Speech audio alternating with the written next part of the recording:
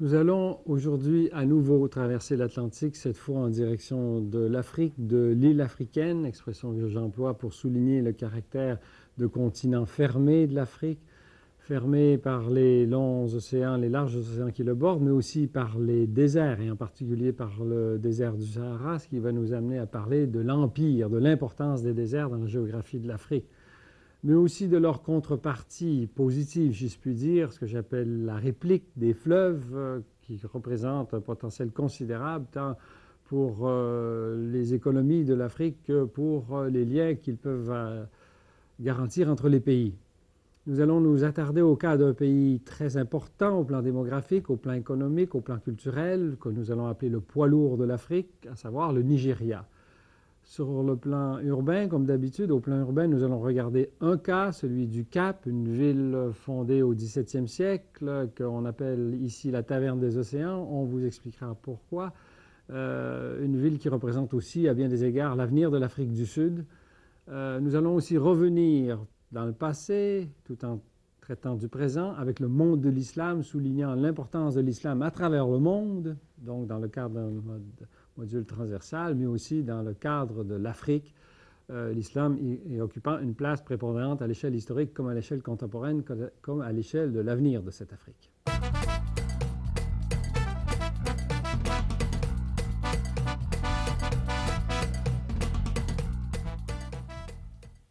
Avec ses quelques 800 millions d'habitants répartis sur environ 30 millions de kilomètres carrés, l'Afrique a une densité qui dépasse aujourd'hui les 27 habitants au kilomètre carré, donc qui dépasse celle de l'Amérique latine. Sa population, donc, à cette Afrique croissant plus rapidement.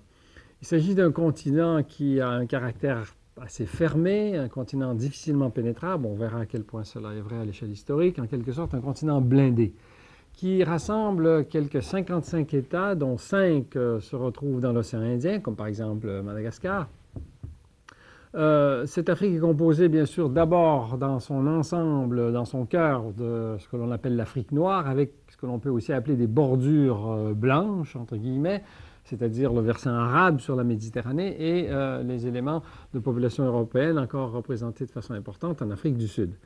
Ceci dit, il s'agit d'un continent qui est marqué par la pauvreté, par un nombre de problèmes importants, considérables, notamment une faible maîtrise du territoire et de l'environnement dans la majorité des États concernés, une faible extension et une faible productivité de l'agriculture, une faiblesse généralisée des économies et surtout une faiblesse très marquée des institutions politiques. L'Afrique compte environ 13% de la population mondiale, en se tournant du troisième millénaire, alors que son commerce international ne compte que pour 1,5% du commerce mondial et que cette Afrique reçoit 33% de l'aide publique distribuée dans le monde. Sa croissance démographique est assez mal contrôlée, en ce sens qu'elle est trop forte, elle dépasse les 2% en moyenne, dans certains pays c'est plus de 3 et même 4%, ce qui est largement supérieur à la moyenne mondiale. Ceci est lié à la nature des traditions africaines, mais aussi à l'impact du christianisme et de l'islam qui, favorise la natalité. Le continent est marqué par le morcellement et les divisions politiques, souvent liées à des problèmes ethniques, à des problèmes de dictature militaire. L'évolution politique a été aussi liée, je pense, à certains égards, à l'isolement de l'Afrique. L'isolement historique, l'isolement qui a été favorisé jusqu'à un certain point. Ça ne vaut plus aujourd'hui, mais à l'échelle historique, par les barrières que représentent les océans, très larges sur 3 des versants de l'Afrique, et bien sûr l'importance des déserts, surtout dans le nord, qui donc limitait jusqu'à un certain point les contacts avec le monde européen et le monde méditerranéen. Et où d'ailleurs les voisins sont rapprochés, sont quand même peu nombreux, hein, avec les quelques ponts que représentent les accès à la péninsule ibérique ou à la péninsule arabique. Le continent africain est constitué d'un socle, le socle précambrien, c'est-à-dire de la roche dure. Presque 96% de l'ensemble du soubassement de l'Afrique correspond au socle précambrien. Il est donc difficile à éroder, il est blindé en quelque sorte, et cela se manifeste par l'absence ou le caractère très limité des grandes plaines côtières, si vous comparez à d'autres régions du monde, ou des projections insulaires, et surtout par le fait que les fleuves dégringolent tous vers la mer, qui sont très difficiles à remonter. Contrairement à l'Amazone ou au Saint-Laurent, par exemple.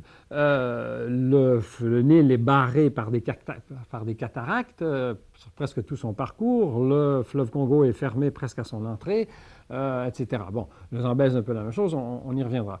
Il y a peu donc de golfes profonds, de larges estuaires ou de péninsules ou de guirlandes insulaires du genre de la Floride ou du genre des multiples péninsules qui coiffent en quelque sorte l'Europe, n'est-ce pas?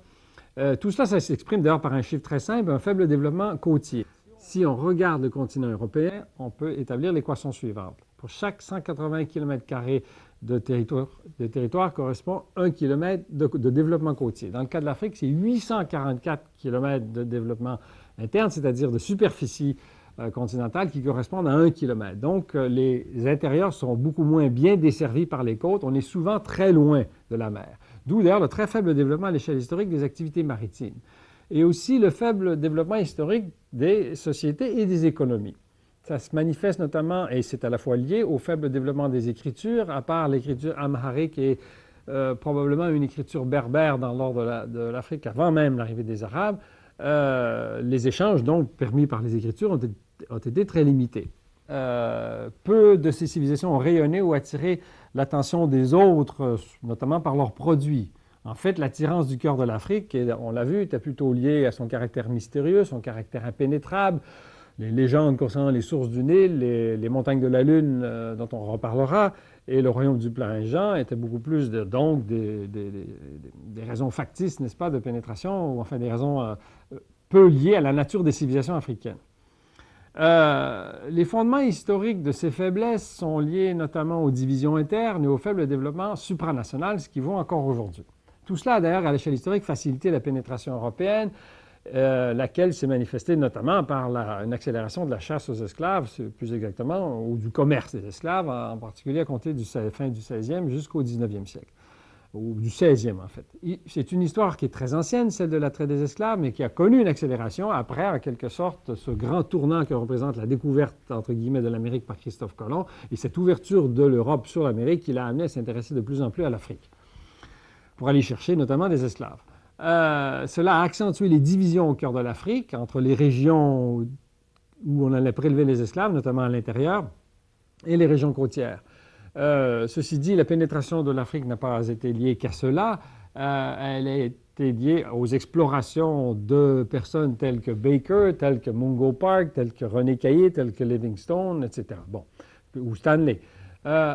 Et avant et surtout après l'ouverture du canal de Suez, qui marque un tournant en 1869, cette pénétration était de plus en plus approfondie, n'est-ce pas? Elle a impliqué un encerclement de l'Afrique au point de vue commercial, au point de vue des réseaux de communication, et puis donc une pénétration à partir du nord, du sud, de l'ouest et bien sûr du versant de l'océan Indien.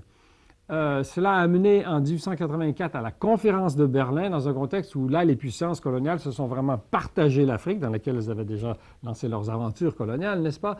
Ça a été contresigné par 14 nations, mais les plus importantes déjà, s'agissant du découpage de l'Afrique, étant l'Angleterre et la France. Bon, les étapes importantes, 1902, la guerre en Afrique du Sud, la guerre des Boers, qui est remportée par l'Angleterre, qui donc confirme sa mainmise sur cette partie de l'Afrique, qui consolide son axe du nord au sud, du Cap au Caire, n'est-ce pas, dans un contexte où l'Angleterre, bien sûr, accorde éventuellement l'indépendance à l'Afrique du Sud en 1910. Les infrastructures et les institutions développées à cette époque-là et pendant presque tout le 20e siècle, enfin jusqu'à l'époque des grandes indépendances autour de 1960, étaient en fonction des besoins des métropoles. Cela a quand même empêché l'évolution des relations ethniques, en ce sens qu'elles ont été mises sous chape et qu'au moment où les grandes indépendances sont arrivées, fin des années 50 et 1960, 61, 62, et la formation de l'OUA en 1963, malgré les grands espoirs suscités par ces événements, l'évolution des économies et des institutions africaines n'ont pas été celles que l'on pouvait espérer. Les relations économiques bilatérales ont continué à prédominer, c'est-à-dire entre les pays africains et les métropoles, plutôt qu'entre les pays africains eux-mêmes. Par exemple, le Congo a continué à privilégier ses relations avec la Belgique, l'Angola avec le Portugal, le Sénégal avec la France, le Kenya avec l'Angleterre, etc. Dans ce contexte, il n'y a pas eu assez de coopération agricole interafricaine ou intra-africaine. L'agriculture est demeurée le talon d'Achille des économies africaines, avec de faibles étendues et de faibles rendements. des choix compétitifs non complémentaires entre les diverses agricultures africaines et d'une façon générale passer de développement des infrastructures conjointes, notamment celles qui, d'origine coloniale, ont rarement été renouvelées, notamment dans le domaine ferroviaire. Les axes prédominants sont donc restés les axes mis en place à l'époque coloniale. Et finalement, peu de liens entre l'Afrique noire et l'Afrique méditerranéenne, et finalement, aucun lien à l'échelle ou à l'intérieur des grandes régions de l'Afrique. Bon, fondamentalement, ceci dit, les problèmes ont été d'abord et avant tout de nature politique. Un découpage politique défavorable, il y a 14 pays en Afrique qui sont enclavés. Pensons à des pays comme le Tchad, le Niger, la République centrafricaine, le Botswana, la Zambie, le Zimbabwe, etc. Bon, il y en a 14 de ces pays-là. Même l'Éthiopie, qui depuis 1993 n'a plus pignon sur mer. Faible développement des institutions politiques, notamment de la démocratie. Il y a moins d'une dizaine de pays qui peuvent s'enorgueillir de fonctionner sur une base démocratique. Par exemple, le Sénégal, le Ghana, le Botswana, l'Afrique du Sud. Entre 1960 et l'an 2000, il y a eu plus de 100 coups d'État en Afrique. Et dans un contexte où les conflits ethniques se sont multipliés. Et dans un contexte aussi où la plupart des États ont maintenu des politiques natalistes. Et où finalement le pouvoir d'État a été et est encore très souvent privatisé. Et finalement dans un contexte où les institutions supranationales telles l'OUA ont été généralement incapables d'intervenir pour régler les problèmes et que ce sont souvent les puissances extérieures, notamment la France, qui est intervenue militairement dans bien des cas. Des exemples d'intervention extérieure pour régler des problèmes africains, il faut penser à la Somalie en 1991, le Rwanda à plusieurs reprises, 90, 94, 96, le Congo-Kinshasa en 98-99, où les interventions des pays africains voisins ont été particulièrement complexes, avec peut-être un espoir important, celui de l'ECOMOG, cette force d'intervention multinationale africaine organisée par la communauté des États de l'Afrique de l'Ouest, qui est intervenue notamment au Sierra Leone en 1998. On peut quand même espérer que les instances africaines vont contribuer au développement politique de l'Afrique.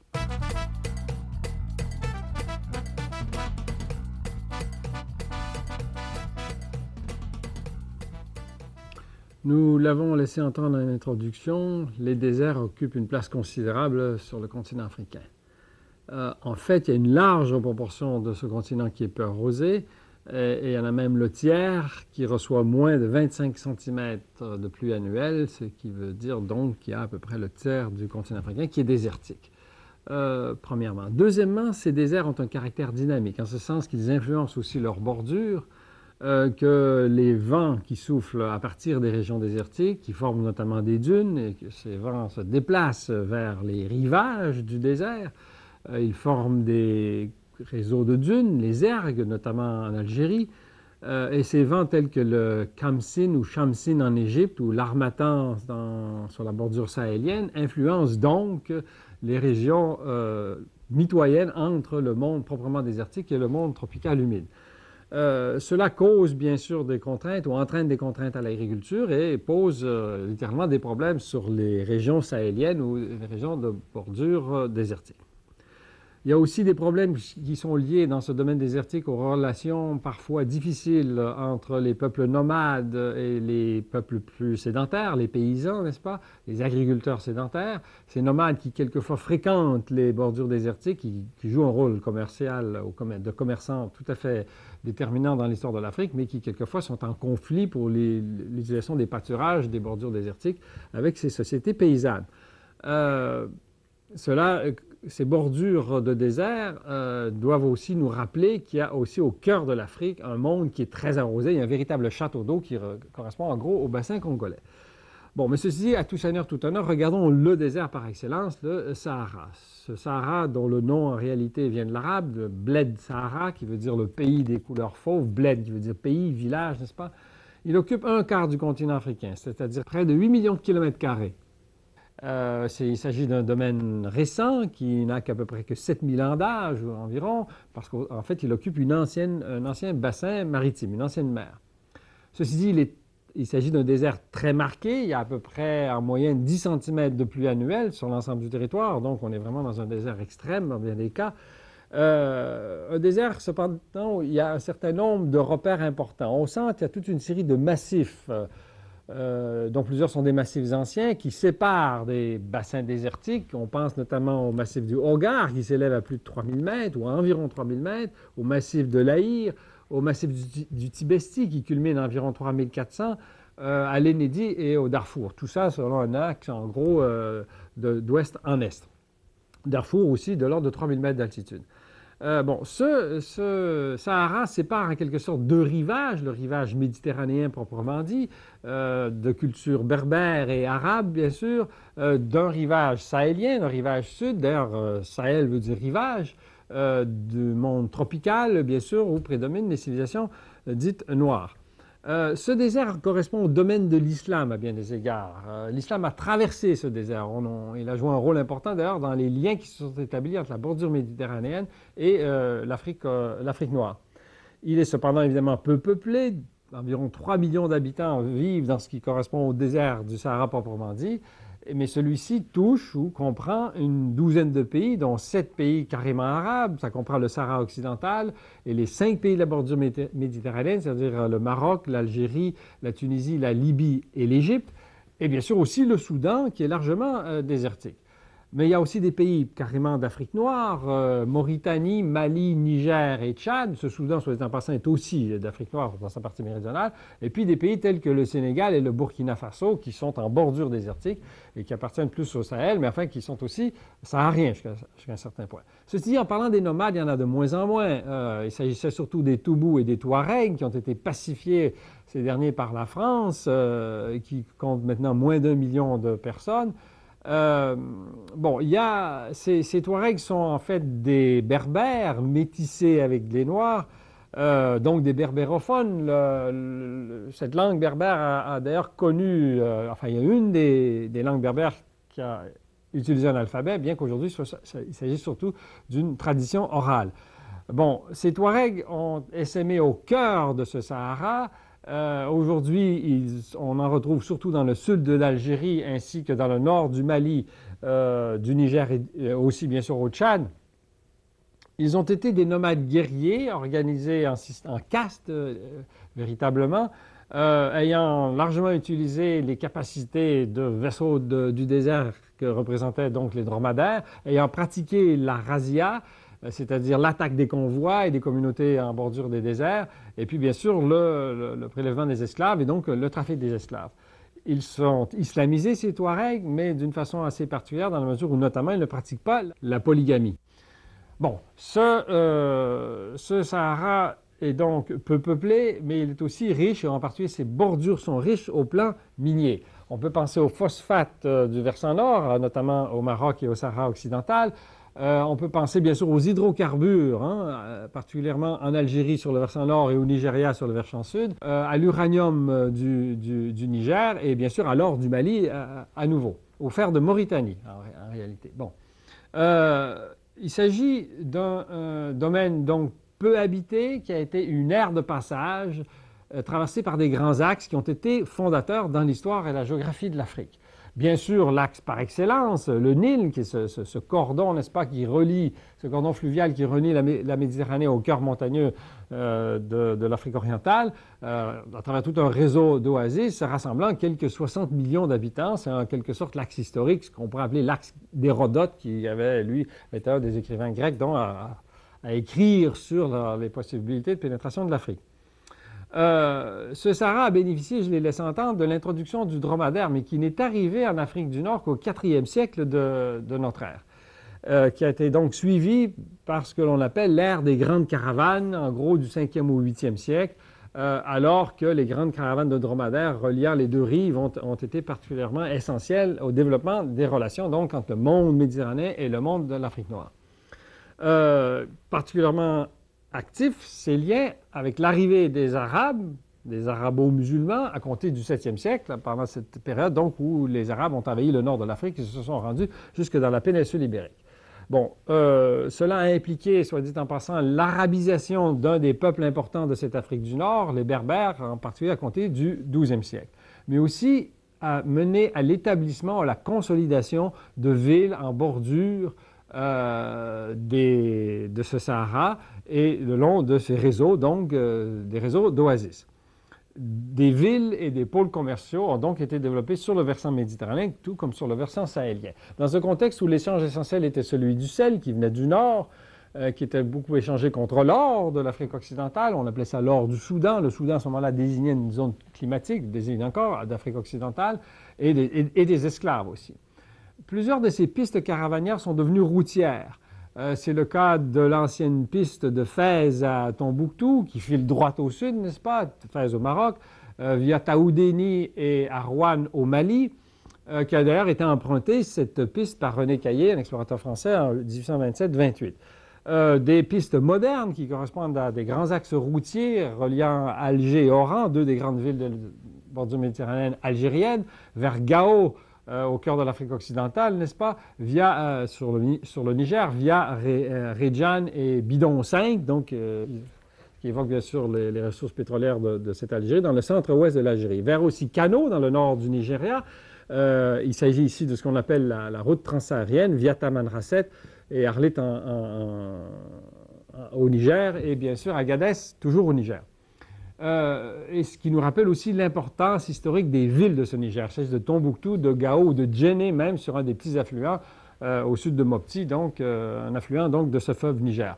Bon, finalement, cela nous rappelle aussi la faiblesse des agricultures africaines. Cette faiblesse, elle est partiellement liée au climat, seulement partiellement. Il faut quand même rappeler qu'il s'agit d'un fait de civilisation, qu'il y a aussi des héritages coloniaux qui n'ont pas finalement tellement aidé l'agriculture africaine dans la mesure où on a bloqué certaines agricultures dans la production de cultures de rente au détriment des cultures vivrières, que ces cultures de rente ont des rendements très faibles si on les compare à celles qui ont été développées dans d'autres régions du monde, car il y a un double problème fondamental de sous-utilisation de la terre en Afrique, une agriculture d'abord techniquement peu avancée qui obtient des rendements très faibles et surtout une agriculture qui est peu étendue territorialement. Il y a trop peu de terres en Afrique qui sont cultivées. C'est lié bien sûr au problème du désert, mais aussi au problème carrément du faible développement des institutions politiques ayant favorisé le développement de l'agriculture.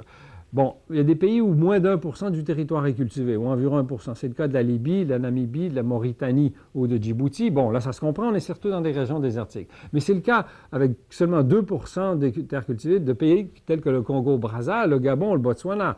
Le Botswana désertique, mais les deux précédents ne le sont pas. 3% des terres cultivées à peu près en Algérie, en Égypte, au Niger et au Tchad, mais aussi en Centrafrique, au Congo-Kinshasa et en Angola, qui ne sont pas des pays désertiques. 4% au Kenya, au Mozambique et en Érythrée. 5% au Soudan et à Madagascar, etc. Bon, ceci, il y a quelques cas de pays dont les agricultures sont largement développées, comme le Rwanda, plus de 50% des superficies cultivées, le Nigeria, le tiers, on en reparlera, le Sierra Leone, 25%, et quelques pays d'Afrique occidentale où les superficies cultivées sont relativement importantes. Mais en moyenne, c'est largement inférieur à ce qui existe partout ailleurs dans le monde. On a déjà évoqué les moyennes européennes, 30% à peu près de l'Europe qui est cultivée. On verra que des pourcentages élevés concernent aussi les pays asiatiques.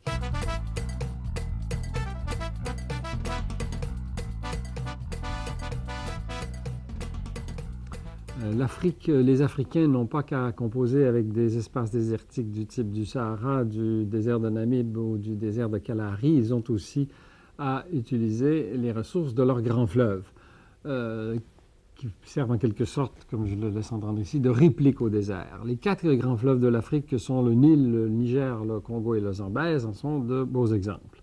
Il faut se rappeler que le cœur de l'Afrique constitue un véritable château d'eau. Ce cœur tropical et équatorial constitue aussi les sources du Nil, le domaine même du bassin du fleuve Congo et bien sûr les sources du Zambèze. Quant aux sources du Niger et de ses affluents, notamment la Benoué, ils proviennent des massifs montagneux de la ceinture tropicale également. Bon, le fleuve par excellence de l'Afrique, bien sûr, en particulier à l'échelle historique, c'est le Nil, qui représente en quelque sorte une grande oasis à travers, une grande oasis à travers le désert. Son cours de 6700 km, à peu près la même longueur que celui de l'Amazone, dessert cependant un bassin beaucoup plus réduit, 2,9 millions de kilomètres carrés, avec un débit qui, à Aswan, est de l'ordre d'un peu moins de 3000 m3, qui peut baisser jusqu'à 700 m3, ce qui est donc très faible, et atteindre un maximum de seulement 8000. Un cours, ceci dit aussi, qui est barré par des cataractes. Les derniers 1000 km du Nil, si on monte vers le nord, sont navigables jusqu'à la mer, mais à la monte d'Aswan, il y a 6 cataractes, et donc on ne peut plus parlait d'une véritable axe de pénétration fluviale du continent, qu'on pouvait le faire avec des fleuves que nous avons évoqués à l'échelle de d'autres continents. Bon, ce fleuve vient donc du cœur montagneux et lacustre de l'Afrique orientale. Il se précipite, ou enfin, il fait son parcours vers la Méditerranée à travers essentiellement le Sahara.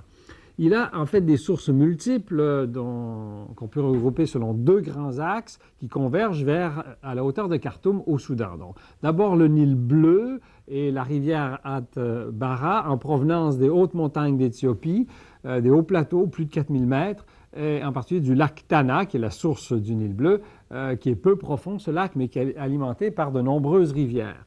D'autre part, plus à l'ouest, le Nil blanc qui provient d'une région absolument remarquable des hauts plateaux de l'Afrique, une des régions les plus grandioses du monde au point de vue paysage, très riche au plan écologique, notamment au plan de la faune, où là, ici, on peut même parler de deux types de sources de ce Nil blanc. D'abord, le lac Victoria, qui reçoit plusieurs affluents et qui lui-même se déverse, provenant de 5 ou 6 pays qui l'environnent, et qui lui-même se déverse dans des marécages, des lacs qui finissent par former le Nil Victoria, qui, après avoir traversé les chutes de Kabalega, les anciennes chutes Murchison, rejoint le Nil Albert, lequel Nil Albert, lui, provient d'un réseau de lacs et de rivières qui sont encastrés, n'est-ce pas, dans la vallée d'effondrement, la branche occidentale de la Rift Valley, de la vallée d'effondrement des hauts plateaux d'Afrique, donc, qui comprend plusieurs lacs, comme le lac Albert, le lac Édouard, le lac Georges et des cours d'eau qui les rejoignent ou les relient, comme les rivières Semliki et Katonga. Et tout cela provenant des monts Virunga et surtout des monts Ruwenzori, les montagnes de la Lune, ces fameuses montagnes que recherchaient les Grecs, n'est-ce pas? Bon, après que tous ces affluents se soient rejoints, donc le Nil Albert et le Nil Victoria se soient rejoints, le grand fleuve amorce sa traversée du désert. Dans le sud du Soudan, d'abord un cours très marécageux, dédoublé par un canal qui a été creusé, le canal Djunglai, alors qu'il amorce donc un parcours à travers des oasis et qu'éventuellement il va devoir traverser 6 réseaux de rapides, de cataractes, entre notamment Khartoum, donc la grande ville, la capitale du cœur du Soudan, et Aswan. Et notamment arriver au niveau de cette dernière cataracte, au niveau du lac Nasser, qui a été formé par la construction d'un grand barrage qui doit nous faire penser à l'importance de ce Nil pour l'agriculture, plus on s'approche notamment du delta. Et aussi donc à l'histoire de l'Égypte des pharaons, fondée sur la gestion des eaux du Nil et donc l'agriculture qu'elle permettait, et surtout les grandes réalisations parmi les plus spectaculaires de l'histoire de l'humanité, je pense aux temples et aux pyramides des Égyptiens. Notamment en Basse-Égypte, pensons à Memphis, au Sphinx, bien sûr, aux pyramides de Gizeh, les 3 pyramides qui sont maintenant rendues en banlieue même du Caire, cette ville tentaculaire qui s'est étendue en direction du désert, les 3 pyramides des 3 pharaons, Khéops, qui remontent à il y a environ 4600 ans, Képhren et Mykérinos, à la tête du delta, donc, et auxquels répondent les grands ensembles de la Haute-Égypte, n'est-ce pas? Pensons à Karnak, à Luxor, à Thèbes, à Philae, et puis bien sûr les temples les 2 temples d'Abou Simbel qui ont même été construits sous Ramsès II il y a environ 3200 ans, ou un peu plus, qui ont même été déplacés à l'occasion de la construction du barrage et du lac Nasser à l'amont ils ont été plus exactement rehaussés un peu plus haut pour pas qu'ils soient inondés donc par les eaux de ce lac. Ce Nil doit nous faire penser à l'histoire de la recherche des sources du Nil et donc la recherche du cœur de l'Afrique par les Grecs, mais aussi à cet axe essentiel ou important dans la traite des Noirs. Et bien sûr à cette découverte des sources du Nil au milieu du 19e siècle par des explorateurs tels que Speke et Baker qui ont découvert respectivement les lacs Victoria et Albert. Dans un contexte où cela doit aussi nous rappeler l'installation de l'axe de communication que les Anglais ont essayé de contrôler en s'appropriant au moment du partage de l'Afrique à la fin du 19e siècle, toute une série de pays de la Méditerranée jusqu'à l'Afrique du Sud en passant par les hauts plateaux d'Afrique orientale. Cela doit aussi nous faire penser, bien sûr, à l'importance économique contemporaine de ce Nil. L'irrigation de la vallée du Nil, c'est bien sûr, on le dit, le cœur de l'Égypte, le don du Nil, c'est l'Égypte. Cette bande étroite qui, quelquefois, ne fait que quelques centaines de mètres de part et d'autre de ce Nil. Lorsqu'on navigue sur le Nil, quelquefois, on est sur le pont, on voit le désert, au-delà de cette bande cultivée. Une agriculture qui a été améliorée ou favorisée par la construction du barrage d'Aswan en 1902, le premier barrage sous la tutelle anglaise, à l'amont de la première cataracte, a amélioré et agrandi ce barrage en 1960 grâce à de l'aide soviétique, un barrage immense avec un lac de retenue de 5000 km². Bon, toutes choses qui ont favorisé la gestion de l'irrigation dans le bassin du Nil. Ce Nil qui est aussi un axe urbain avec des villes repères qui ne comptent pas parmi cette population du Sahara dont j'ai parlé tout à l'heure. On n'est plus dans le Sahara. Le Sahara n'est pas loin, mais on est sur les rives du Nil. Avec Djouba, l'agglomération de Khartoum, Omdurman, bien sûr, Assouan en Égypte, Asyut, El Minya, Le Caire, bien sûr, et Alexandrie. Toutes choses qui doivent nous faire penser aussi au problème de la gestion des eaux de ce Nil, qui, je l'ai mentionné en période d'étiage, coule à peine, 700 mètres cubes seconde à la hauteur d'Aswan, entre l'Égypte et le Soudan, qui sont les deux grands utilisateurs des eaux du Nil. Et finalement, choses qui doivent nous faire penser à un autre grand fleuve du désert de l'autre côté de l'Afrique, le Niger. 4000 km de parcours, bassin de 2 millions de km², 6000 mètres cubes seconde de débit, notamment grâce à son affluent principal, la Benoué. Bon, c'est le fleuve par excellence de cette Afrique occidentale qui dessert 6 pays, qui réalise une longue incursion dans le désert en bordure du Sahel et qui nous rappelle l'importance des villes riveraines comme Gao et Tombouctou dans ses relations avec l'Afrique du Nord, qui n'est pas navigable sur la totalité de son parcours dans la mesure où il est barré en territoire nigérien, là où il y a un barrage d'ailleurs qui a été construit par ceux-ci, par les Nigériens, mais il est navigable en amont de Kandji sur 1600 km. Il possède un delta intérieur très important au Mali, on appelle ça la grande boucle du Mali, et bien sûr un delta maritime au Nigeria, dans un contexte où l'importance des hydrocarbures doit être mentionnée. On y reviendra au Nigeria. Ensuite, en Afrique du Sud, ou dans le sud de l'Afrique plus exactement, le Zambèze, 2700 km, un débit de 16 000 m3 seconde, un bassin plus petit cependant de 1,3 million de km², prend sa source en Angola, Zambie, près de la frontière congolaise, rassemble en quelque sorte les eaux du versant sud du bassin congolais, traverse la Zambie, sert de frontière entre celle-ci et la Namibie, entre cette Zambie et le Zimbabwe, pénètre en Mozambique, et où là, ces eaux doivent faire l'objet d'une coopération pour la production d'hydroélectricité avec les chutes Victoria à l'amont du lac et du barrage de Kariba, et puis aussi plus loin avec le lac, réservoir et barrage de Cabo-Rabassa et les chutes donc de Cabo-Rabassa en territoire de Mozambique. Tout cela étant géré en partie grâce à l'aide portugaise et ayant comme débouché principal le marché de cette puissance industrielle qui est l'Afrique du Sud. Toute chose soulignant la nécessité de la collaboration dans la gestion des fleuves africains.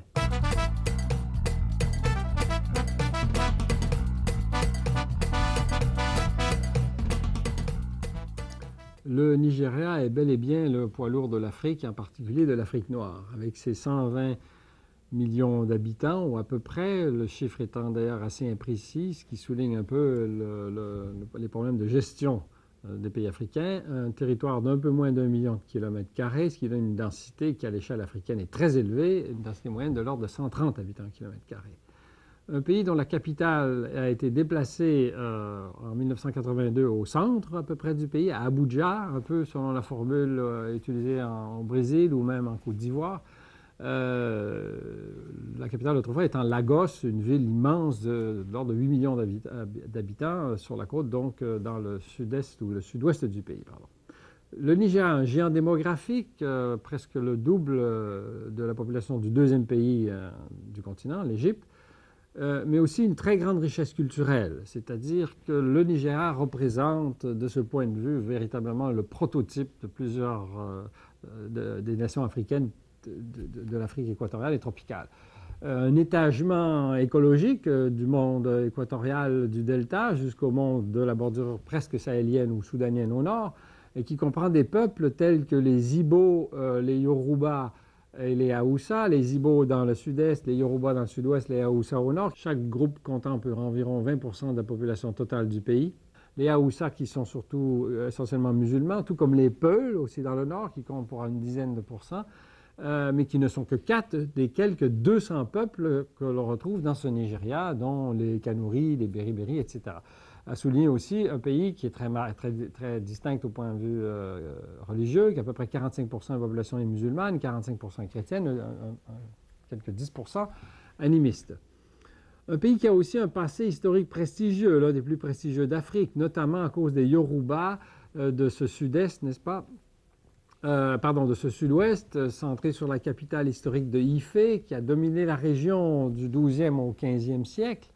Le monde Yoruba est présent aussi dans ce pays voisin qui s'appelle aujourd'hui le Bénin. La région donc la plus urbanisée, une région qui a été donc urbanisée bien avant l'arrivée des Européens, dont les villes dominantes aujourd'hui sont Ibadan, Lagos et même Benin City, qui rappelle ces cités-États historiques pré-européennes. Constitué d'une fédération de 36 États, un pays qui a été indépendant en 1960, qui rappelle la grande année des quelques 17 indépendances africaines, qui a été précédée de quelques-unes et suivie de quelques autres après 1960. Un pays dont l'agriculture occupe le tiers du territoire, ce qui est exceptionnel en Afrique, mais qui obtient des rendements assez faibles, mais qui tout de même est le premier producteur, ce Nigeria, mondial, de manioc, des ignames, du taro et même du millet. Enfin, deuxième producteur de millet sans doute. Un producteur d'arachide, de cacao, de caoutchouc, d'huile de palme, pour mentionner des cultures de rente, n'est-ce pas? Un pays qui, au plan forestier, est assez mal nanti, en sens qu'il n'y en a plus que 15% du territoire qui est couvert de forêt, pour une moyenne de 23% en Afrique de l'Ouest. Une déforestation qui est très active. On est ici en présence du 7e producteur mondial de bois. Mais aussi et surtout le premier producteur africain de pétrole du continent africain et disposant aussi d'importantes réserves de gaz. Ce pétrole, cependant, représente une trop grande large part des exportations, plus de 90% des exportations du pays. Enfin, premier PIB, produit intérieur brut d'Afrique noire, avec un PIB total correspondant à peu près au total de celui d'une quinzaine des pays d'Afrique occidentale. Aussi marqué par une croissance démographique trop forte, comme bien des pays d'Afrique, plus de 2% ici. Avec comme résultat ou comme corollaire une très grande pauvreté de la population. Au niveau de l'indice du développement humain, le Nigeria se situe au 146e des 174 pays recensés à ce titre en 1997. Son PIB per capita le classant parmi les 20 pays les plus pauvres au monde et une espérance de vie de l'ordre de 50 ans. Donc assez représentatif des problèmes de cette Afrique occidentale. Une carte électorale, enfin, qui est assez aussi représentative, en ce sens qu'elle est fondée beaucoup sur les ethnies et sur les tensions qui en résultent. Le pays qui a été l'objet de l'une des pires, sinon la pire guerre civile de l'histoire moderne africaine, la guerre du Biafra, c'est-à-dire donc ce sud-est, le pays des Ibo, en 1967-70, alors que ce pays Ibo avait souhaitait déclarer son indépendance, qu'il était donc aussi le récepteur d'une bonne partie des ressources pétrolières, ce qui n'a pas fait l'affaire du régime en place, bien sûr, ce qui a impliqué donc une guerre de répression très dure. Dans un pays qui a été l'objet de bien des coups d'État, beaucoup trop fréquents, en 66, en 84, en 85 et en 93, où la répression des dissidents a été fréquente, notamment en 1995, une agriculture, je l'ai laissé entendre, qui bien qu'elle soit étendue, est peu productive au niveau des rendements. Des revenus pétroliers qui sont, hélas, considérables, équivalents à peu près à ceux du Canada ou du Koweït, donc parmi les 10 premiers au monde, mais qui sont, hélas, mal gérés. Problème de corruption, problème de mauvais investissements et d'endettement, donc, à l'échelle internationale. Bon, un pays qui, ceci dit, fait quand même l'objet d'une certaine reprise en main depuis quelques années, à la demande notamment des instances internationales. On a contraint les gestionnaires de l'économie nigérienne à assainir les finances publiques, à mettre l'endettement sous contrôle, à réduire la corruption et à mieux gérer les grandes infrastructures comme le barrage de Kainji, qui est un grand producteur d'hydroélectricité, donc ce barrage sur le Niger, en territoire nigérien bien sûr, à améliorer l'irrigation et notamment les rendements agricoles. Une pression internationale qui s'est faite aussi très politique sur le régime pour qu'il respecte mieux les droits de la personne. En 1997, une réunion des dirigeants des pays du Commonwealth ont même servi en quelque sorte un ultimatum au Nigeria. Les militaires sont toujours au pouvoir en se tournant de millénaires, mais il y a une tendance à la démocratisation des représentations au gouvernement. Le Nigeria assume de plus en plus ses responsabilités régionales et est devenu le gendarme de la région, le principal intervenant dans l'ICOMOG, cette force d'intervention des États ouest-africains, qui s'est d'ailleurs illustrée, enfin qui a été très active en 1998 au Sierra Leone et en Guinée-Bissau.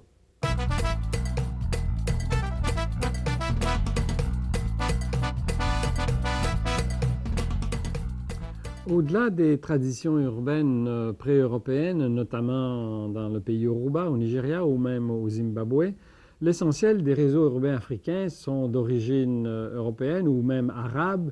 Et ceci est particulièrement évident lorsqu'on localise ces villes qui sont surtout donc situées sur le pourtour de l'Afrique. Elles sont donc essentiellement côtières. Parmi celles-ci, un cas exemplaire, la ville du Cap, sur la pointe sud de l'Afrique. Son histoire est étroitement liée à celle de la route des Indes, c'est-à-dire de cette route que les Européens cherchaient notamment par la voie maritime pour atteindre les Indes et bien sûr la Chine. Ce cap de Bonne-Espérance, donc à la pointe sud de l'Afrique, il a été qualifié du cap des tempêtes par les premiers navigateurs portugais à la fin du 15e, ce qui comprend Vasco de Gama, qui a croisé au large du cap de Bonne-Espérance, donc en 1497. Il a porté ce nom de Cap de Bonne-Espérance subséquemment parce que c'était un lieu où on s'est aperçu qu'on pouvait s'arrêter, notamment dans la Table Bay du côté de l'Atlantique ou dans la False Bay du côté de l'océan Indien. En fait, c'est surtout celle-là qui était un peu un répit lorsqu'on avait négocié le pourtour du Cap en provenant de l'Atlantique. Un cap assez spectaculaire que Francis Drake en 1580 a qualifié de plus beau cap du monde. Qui a aussi été désigné, le site même, lorsqu'il a été développé, de taverne des océans, dans la mesure où au XVIIe ou au XVIIIe siècle, les marins qui venaient de l'Atlantique ou de l'océan Indien, qui avaient donc fait de longues traversées pénibles, venaient se ravitailler en vivres et notamment en vin et en alcool dans cette taverne des deux océans, qui avait été établie de façon urbaine, ou enfin... alors que les Hollandais, en 1652, avaient construit un fort sur cette pointe, ou sur le site de Cape Town d'aujourd'hui, où donc ces marins qui venaient des deux océans venaient se ravitailler en eau et en vivres, et notamment en viande achetée auprès des populations Hottentot de la région des éleveurs. En 1671, on est allé au-delà du simple statut de fort, ou de point de ravitaillement, ou de comptoir, puisque des immigrants hollandais sont venus s'établir et ont colonisé l'intérieur, ont développé l'agriculture avec d'autant plus de succès qu'en 1685 et dans les années qui ont suivi, des Huguenots français sont venus se réfugier dans la région et que donc l'agriculture de production de blé, d'élevage de moutons et aussi bien sûr de vin, la viticulture, donc s'était développée. S'est développée aussi beaucoup au cours du siècle qui a suivi. En 1806, la conquête anglaise a intégré cela au domaine britannique, ce qui a favorisé l'essor de l'Afrique du Sud et du Cap. Essor qui a été un peu remis en cause par l'ouverture du canal de Suez en 1869, ce qui faisait que les navires ne devaient plus faire le tour de l'Afrique pour se rendre dans l'océan Indien. Mais le fait que le Cap, et plus exactement l'ensemble de l'Afrique du Sud, ait été intégré à l'Empire britannique, cela a beaucoup favorisé le développement du Cap. Bon, qui est devenue la capitale de la colonie du Cap, ensuite de la province du Cap, de l'Union sud-africaine formée en 1910 après la guerre des Boers, et puis aujourd'hui la capitale de la province de Cap-Ouest, qui est resté un grand port, mais une ville marquée dans sa géographie par l'apartheid, qui est aboli en 1991, dans la mesure où la répartition des populations en est marquée. Une ville, si on la regarde aujourd'hui, qui est toujours dans un site remarquable, comme des villes portuaires du même type qu'elle Vancouver, Hong Kong, Sydney ou Rio de Janeiro, mais ici à la jonction littéralement de deux océans, à la pointe sud-ouest de l'Afrique, donc ces deux baies dont j'ai parlé tout à l'heure, la Table Bay et la False Bay, mais aussi favorisée par un climat remarquable, un climat méditerranéen, ce qui est tout à fait important pour expliquer l'essor de l'arrière-pays. La ville elle-même est adossée à une montagne de grès, la Table, qu'on appelle le Table Mountain, qui culmine à plus de 1000 mètres, spectaculaire, en grès rougeâtre, à laquelle on peut accéder à cette table, n'est-ce pas, par un téléphérique ou aussi par 350 sentiers, semble-t-il, qui procure donc une vue admirable sur les deux baies, tout comme sur la ville. C'est le cas aussi d'une autre montagne, le Lion's Head, aussi dans le tissu urbain ou de l'agglomération qui culmine à 700 mètres et qui, elle, est accessible en auto. On a donc une vue là sur le premier port du pays, en particulier pour les exportations, celui de Table Bay, au nord donc de la ville. Une ville qui est très bien reliée à l'intérieur par des réseaux de routes et de rails, qui est elle-même desservie par des autoroutes urbaines. Une ville, rappelons-le, qui est la capitale législative, le siège du Parlement, puisque le siège du gouvernement, lui, est à Pretoria, loin dans le nord-est du pays, n'est-ce pas, dans l'ancien Transvaal, dans la grande région du Witwatersrand, là où il y a les mines de diamants notamment, et la ville de Johannesburg. Mais la péninsule du Cap, revenons-y, elle compte, l'agglomération donc dans son ensemble compte 2 millions d'habitants. Les Noirs y sont majoritaires, mais les Métis et les Blancs, eux, sont majoritaires dans la ville même, alors que là, les Noirs ne comptent que pour à peu près 10% dans le centre, et qu'on trouve aussi des populations d'origine indienne et d'origine malaise, toutes choses étant liées à l'histoire des empires britanniques et bien sûr néerlandais. Les Blancs, je le rappelle, dans cette ville sont surtout de souche britannique, contrairement à ce qui se passe dans le Transvaal ou même au Natal, où là, ce sont plus souvent l'origine néerlandaise qui prévaut. Bon, l'agglomération du Cap est quand même une agglomération industrielle, atelier ferroviaire, naval, industrie textile, mais une ville centrale très confortable, très bourgeoise, avec des quartiers, des immeubles de type européen, notamment dans la ville historique, avec des grands espaces verts, le Company's Garden, par exemple, un château qui date de la fin du XVIIe siècle, le Castle of Good Hope, des musées, dont le South African Museum, très riche au plan anthropologique, et puis même un quartier malais, en plein dans ce centre. La région, en fait, est superbe, notamment les flancs de la montagne, de cette table, qui est occupé en partie par un immense jardin botanique, des plages le long de la péninsule jusqu'au Cap de Bonne-Espérance, sur les deux façades, donc, des deux océans ou des deux baies, des petits ports de pêche. La pêche est très importante dans la région et le Cap est un port important de ce point de vue-là. Et surtout, rappelons-le, un arrière-pays viticole admirable, très coloré, centré sur deux centres, Stellenbosch et Paarl. Il faut rappeler que l'Afrique du Sud est quand même le 5e producteur viticole au monde, en quantité en tout cas. Une géographie finalement fort changeante, rappelons-le. Depuis l'apartheid de 91, le tissu urbain, l'organisation des villes en Afrique du Sud se modifie. On a aboli les bantoustans, bien sûr, et les townships en tant que tels. Il y a un brassage des populations qui s'accentue, y compris donc au cœur de cette ville qui demeure une ville clé de l'Afrique, une ville clé de la première puissance africaine, l'Afrique du Sud, une ville ouverte sur le monde.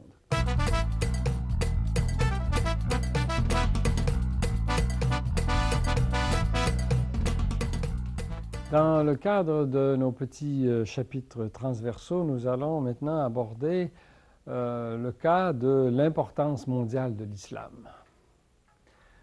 Il faut rappeler qu'à l'heure actuelle, environ 18% de la population mondiale s'identifie avec la religion musulmane, ce qui veut dire à peu près 1 milliard d'habitants.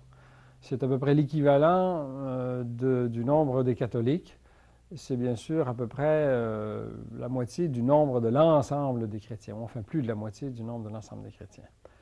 Il y a une large prédominance ou une présence affirmée des musulmans, essentiellement le long d'un grand axe afro-asiatique, n'est-ce pas? Je vous signale que vous pouvez le voir dans votre atlas.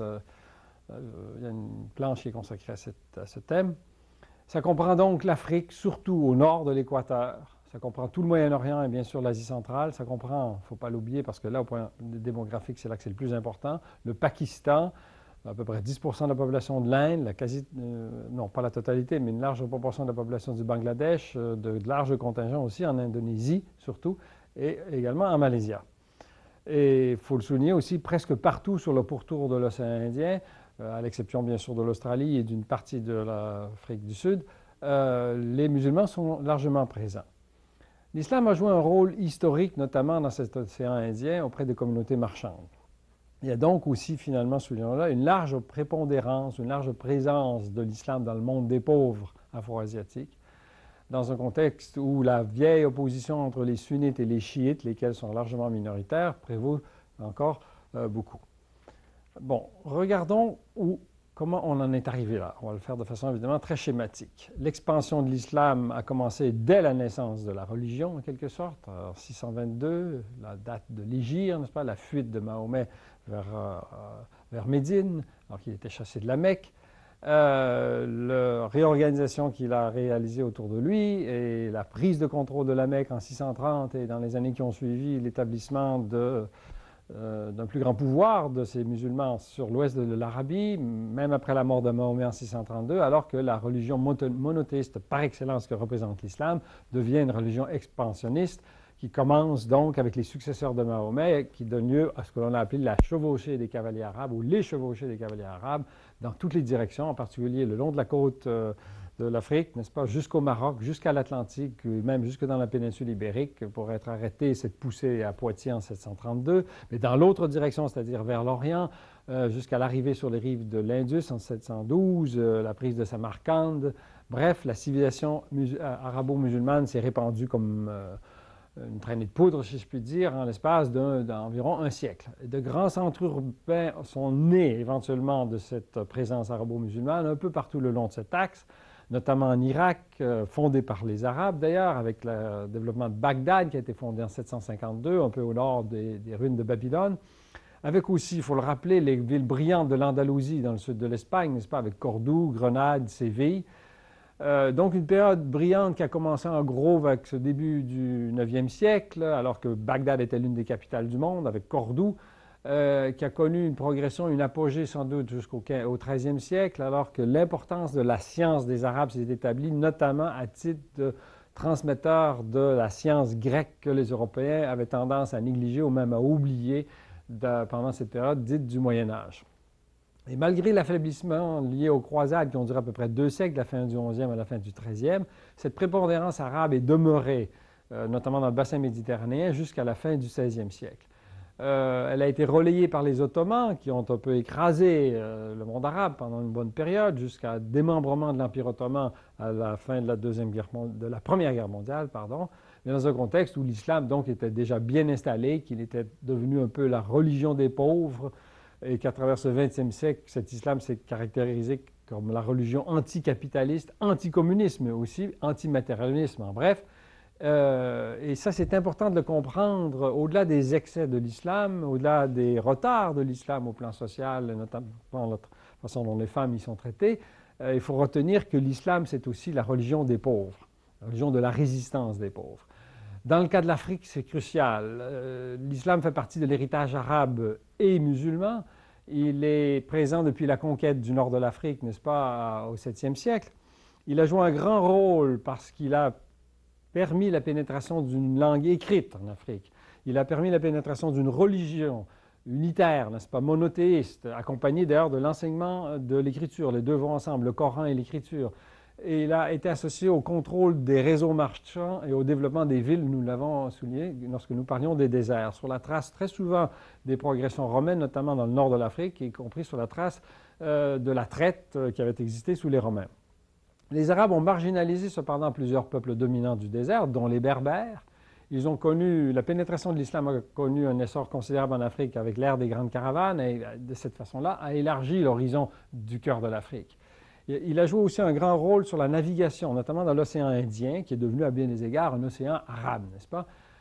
Il a donc laissé un héritage culturel et même démographique considérable. Toute la partie nord de l'Afrique porte l'empreinte arabe et ou musulmane, enfin essentiellement la trace arabo-musulmane, l'héritage. Les 5 pays du versant méditerranéen comptent à peu près 140 millions d'habitants, à peu près 18% de la population de l'Afrique, sont largement musulmans. Sans oublier, bien sûr, qu'il y a des minorités berbères qui ne sont pas nécessairement arabes, qui ne sont pas arabes, ou les Coptes. Il y a des Arabes aussi, n'est-ce pas, au Soudan. Il y a le pays le plus important du point de vue du monde arabe, et bien sûr l'Égypte, donc en Afrique. L'islam est la première religion en Afrique au nord de l'équateur. L'islam est majoritaire dans presque tous les pays du Sahel. Dans Mauritanie, pays désertique par excellence, 99% de la population est musulmane. L'islam est majoritaire sur la côte nord-est, du côté du Soudan, Djibouti, Somalie. Il a laissé une marque considérable dans les villes de l'Afrique, notamment de Fès, au Maroc, à Zanzibar. Fès, une ville fondée au début du 9e siècle, Kérouan En Tunisie, ils fondaient à la fin du 7e siècle des villes centrées sur de belles médinas, sur des grandes mosquées. Au Sahel, les villes marchandes, on l'a souligné, sont souvent des villes pré-arabes et qui ont été islamisées, comme Tombouctou. Zanzibar, sur la côte de l'océan Indien, fondé beaucoup plus tard au 19e. Dar es Salaam aussi, fondé au 19e par un sultan de Zanzibar. Bref, la trace de l'islam dans le monde, et tout particulièrement en Afrique, a marqué à l'échelle de l'histoire et continue à marquer le développement des sociétés concernées.